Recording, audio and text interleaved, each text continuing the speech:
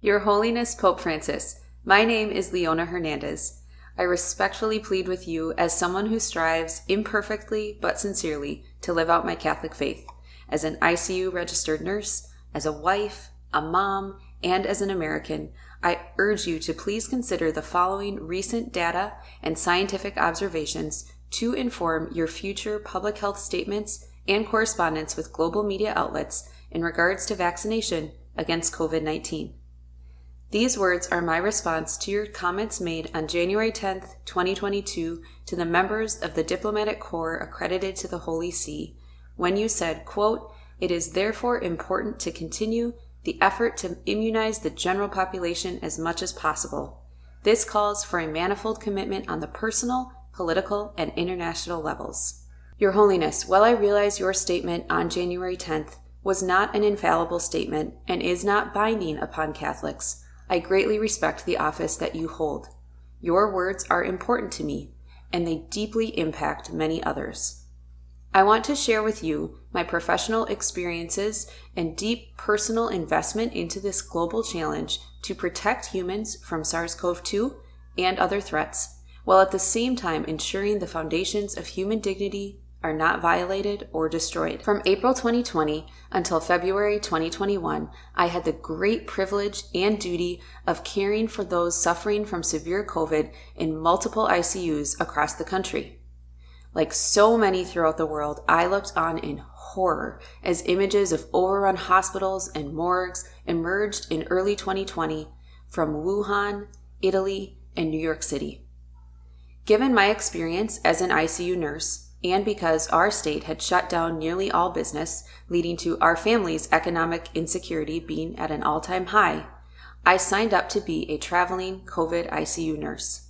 My husband and 3 young children stayed back in Minnesota while I traveled to New York City and worked in a COVID ICU there. My family and I then drove to Miami, Florida, where I worked in 2 hospitals. After this, we traveled together to a border town in Southern California where my coworkers and I proudly cared for mostly Mexican nationals and poor, undocumented immigrants suffering from COVID and in desperate need of medical care. I have seen the worst this disease can do to someone. I also know that it does not affect everyone the same.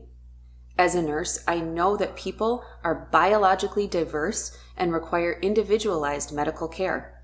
We all respond differently to medications, therapies, and inoculations. We need to be careful when we advocate for a universal medical intervention for all of humanity that ignores the unique needs of the individual. Before I get into the science and data surrounding the mRNA vaccines, I want to first address the dehumanization that is being promulgated around the world on a largely untold scale. When I arrived in New York City in the spring of 2020, I was given a hero's welcome. I was paid very well, and I walked to each shift amid cheers from local New Yorkers who opened their windows and enthusiastically encouraged us as we walked to and from the hospital. I have never experienced so much support simply for doing my job. Now, less than 2 years later, I face the very real prospect that I may never be able to work in or visit New York City again. This is because of their public discrimination and strict segregation of the unvaccinated. Despite surging and record hospitalization numbers as of the date of this message, and despite widespread shortages of hospital staff, I would not be allowed to work, even for less pay, in the same hospital where I gave so much time, energy, and sacrifice in the beginning of the pandemic. Like many healthcare workers on the front line, I was exposed to this virus daily when caring directly for my patients.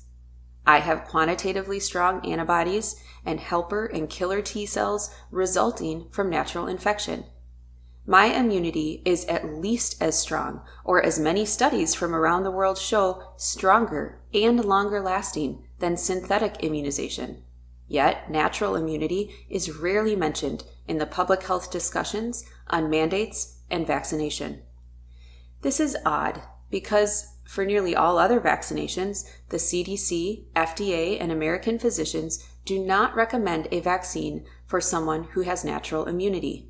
For example, on the CDC website, it clearly states that persons who have had chickenpox should not get the chickenpox vaccine. This is likely a major factor, along with others, why many frontline nurses elected to not receive the COVID vaccine.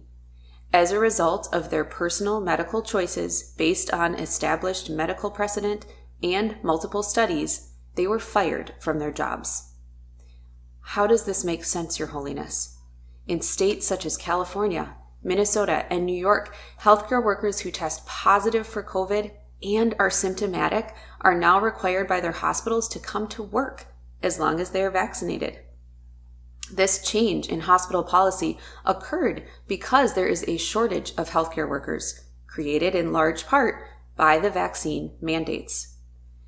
This discriminatory and unprecedented policy is creating an unsafe work environment for both staff and patients, and has the potential to lead to even more staff shortages and patients being denied care. Anti-humanitarian health mandates and vaccine passports are being implemented and enforced in many places throughout the Americas and the world, including Boston, Chicago, Minneapolis, California, Canada, Germany, Austria, Australia, and a growing number of places. Unvaccinated people are being denied entry into places like gyms, restaurants, schools, churches, grocery stores, and other public places. Vaccinated and unvaccinated students are being segregated during lunch, on sports teams, and in the classroom. I know of Catholic schools that are choosing to do this to children in the U.S. The damage being done to relationships, communities, and society is incalculable and potentially irreparable. And to what end? Especially with the emergence of Omicron, the science and data are clearly showing that both vaccinated and unvaccinated people can become infected with and transmit this virus. Your Holiness, this discrimination, duress, and anguish has resulted from an intervention that has not led to the effect that was promised to us by the pharmaceutical corporations, politicians, and the media. We were told by Pfizer and Moderna, the NIH, and the CDC that the vaccinations were 95% effective, that they would stop transmission, and if we all got vaccinated, the pandemic would end and life could return to normal. It is abundantly clear that these statements made as scientific fact were lofty exaggerations at best. According to the Department of Health and Human Services, in January 2022, 1 year after hundreds of millions of doses were administered, the United States recorded the highest number of COVID hospitalizations since the pandemic began. Another example that shows the shortcomings of the promises made by the pharmaceutical companies is highlighted by looking at the Central African Republic. This country has one of the lowest vaccination rates in the entire world, with only 6.4% of their population vaccinated. Yet, Central Africa has one of the lowest death rates from COVID in the world. There could be many plausible explanations for this phenomena, but in my viewpoint, this is evidence as to why global vaccination should not be promoted as the only solution for COVID. In the United States, our president and media have told us repeatedly that this is a pandemic of the unvaccinated. Recent data from hospitals worldwide show us that this is not the case. In the Ontario hospital system, as of January 29, 2022, half of the COVID patients in the ICU are fully vaccinated. This does not mean the vaccinations don't work at all, but rather that they are not working as they were and continue to be advertised by our politicians. It also demonstrates the objective reality that we need to take a multifaceted approach to protect those who are most vulnerable. Vaccinations are undoubtedly a powerful tool. For some, they can be the difference between life and death. But for others, the potential adverse effects of the vaccine pose more of a risk to their health than COVID. A recent study from the United Kingdom looked at over 42 million people to compare the incidence of myocarditis after the mRNA vaccines and after COVID. They found that in general, persons are more likely to develop myocarditis from COVID, But for males under the age of 40, the risk of getting myocarditis as an adverse event after a second dose was higher than getting it from the virus. As Jesus taught us in the parable of the shrewd manager in the Gospel of Luke, whoever is dishonest with very little will also be dishonest with much. Since the COVID vaccines became available in December 2020, there have been over 2 million reports of adverse events in the days and weeks following inoculation submitted to VAERS, which is a CDC and FDA-managed vaccine injury surveillance database. Let me be clear. A report to VAERS following inoculation does not imply causation. The sheer number of these reports, however, which are historically known to be underreported, should cause us to pause and reassess the risk and the benefits of vaccinating all humans. Some countries, such as Sweden, have reassessed their policies. Based on the most recent science and public health data, Sweden recently announced they will not vaccinate children under 12 years of age. Health agency official Britta Bjorkholm said during a news conference, quote, "A general vaccination from the age of 5 is also not expected to have any major effect on the spread of infection at present." While Sweden acknowledges the limitations of the COVID vaccine as reflected in their public health policies, the big pharma companies who are profiting the most from universal vaccination, along with most governments worldwide, are doubling down on vaccine mandates for all. Your Holiness, have you looked into Dr. Paul Offit's statements on original antigenic sin and how he asserts that universal vaccination and repeated boosters may be counterproductive? Dr. Offit is the director of the Vaccine Education Center at Children's Hospital of Philadelphia. He is also the co-inventor of one of the rotavirus vaccines. Dr. Offit has warned that repeated vaccinations may actually hinder an individual's ability to effectively fight future variants, as their immune systems learn how to fight only one variant from the vaccine. Dr. Offit's assertion was supported by Marco Cavalieri, the head of vaccine strategy for the European Medicines Agency, who said in a January 13, 2022 press conference that boosters may actually, quote, weaken the immune response. Your Holiness, I fully agree with your words to the diplomatic corps that we, quote, have a responsibility to care for ourselves and our health, and this translates into respect for the health of those around us. I also agree with your words that, quote, healthcare is a moral obligation. In order to meet this moral obligation, physicians, patients, and parents must have the freedom and access to information to assess risks and benefits openly and honestly without coercion. Your Holiness, it has been clear since almost the very beginning of this pandemic that certain people are at highest risk of severe disease, hospitalization, and death from COVID. One systematic review and meta-analysis showed that nearly 75% of deaths from COVID are in people with hypertension, diabetes, or respiratory disease. A study from the CDC found that 78% of people hospitalized with COVID are overweight or obese. The British Medical Journal published a study on over 48,000 people showing that those who were consistently inactive were more likely to have a hospital admission, an ICU admission, or death when infected with COVID. In their words, the risk of inactivity was, quote, surpassed only by advanced age and organ transplant as a risk factor. The CDC conducted a study that showed that increased soda consumption, inactivity, and inadequate sleep are significant predictive factors contributing to a higher incidence of severe illness from COVID. These highly predictive factors are being largely ignored as governments push and promote vaccination for all as the only solution. Sadly, this ignorance may actually be contributing to increased preventable death and disease. How many lives could be saved not only from COVID, but also from heart disease, diabetes, cancer, suicide, drug overdose, and other major contributors of death if as much effort was initiated by global health agencies to educate and empower people to eat healthily, exercise, sleep regularly, eliminate tobacco use, drink more water and less alcohol, maintain sufficient vitamin levels, pray, and maximize their God-given immune systems. This conversation should also include vaccination as a powerful tool for those who choose it, but it is not the only tool that we have. There are early intervention therapeutics that have been showed in randomized controlled trials and meta-analyses of them to prevent severe illness from COVID. People need free access to the knowledge of what they can do to strengthen their body's immune response.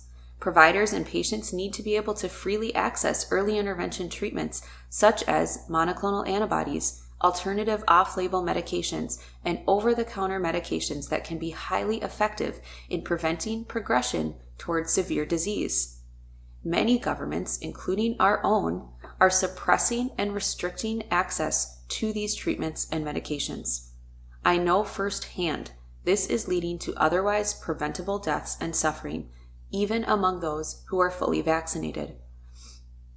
People have died because they were told by their doctors and others to only seek treatment for COVID if their oxygen levels plummet and they are in respiratory distress. This is terrible medical advice.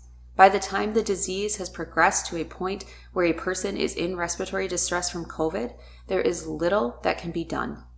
Most end up being hospitalized and many go on to die. Again, this is happening whether a person is vaccinated or unvaccinated. A study was published in the Annals of Oncology showing how those with cancer remain at high risk of death from COVID even when they are fully vaccinated. This is another example of why we need a comprehensive approach that recognizes each person's risks and health needs. Concern and value for each and every life is what made me want to become a nurse. When we see suffering or when we are faced with an extrinsic threat, it is human nature and good to want to subdue the threat. It is fully understandable that the millions of people we have lost to COVID is what makes so many willing to put all their hopes in and to endorse an aggressive, universal vaccination program.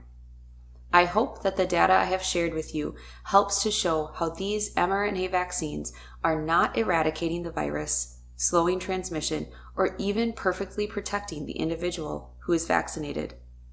Paragraph 2294 in the Catechism of the Catholic Church says that, quote, "It is an illusion to claim moral neutrality in scientific research and its applications.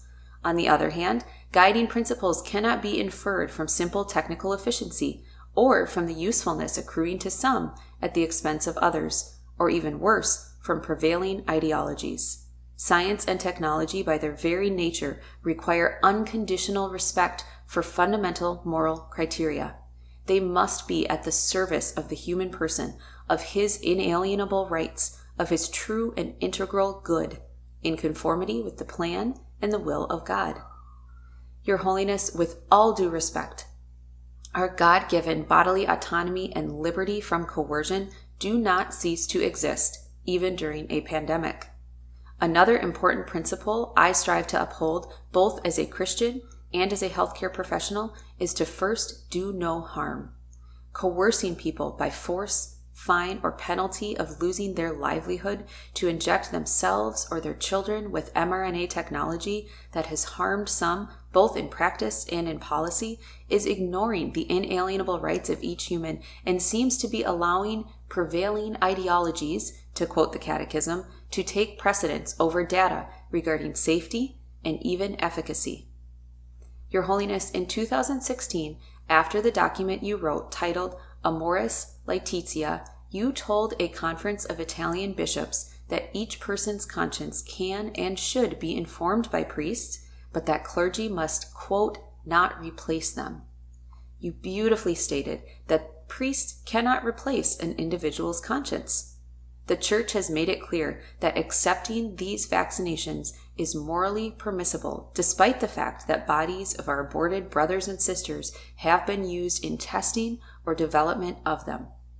Just because the Church says these vaccines cooperate with evil in a remote enough way that Catholics can be vaccinated, does not mean that Catholics can forego discernment or heeding their conscience. I think it goes without saying that a well-formed conscience could very well lead someone to reject an intervention that was tested on or created with the bodies of other humans. I will share one last quote from our catechism.